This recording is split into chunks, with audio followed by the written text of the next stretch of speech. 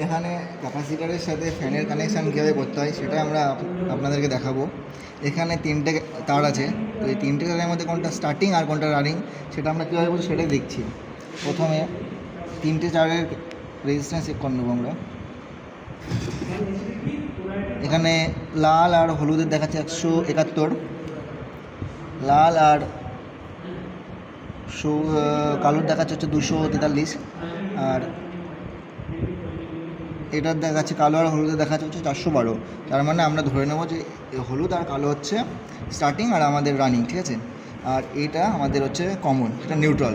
তো এর মধ্যে আমরা বুঝবো কী করে যে কোনটা স্টার্টিং আর কোনটা রানিং, সেটার জন্য এই কমনের সাথে একবার করে চেক করবো। এটা হচ্ছে 171,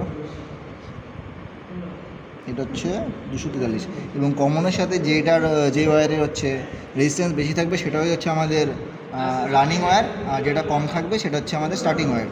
তো আমরা হচ্ছে এই ক্যাপাসিটার দুটো, একটা স্টার্টিং ওয়্যার একটা রানিং ওয়্যারের সাথে লাগিয়ে দেবো,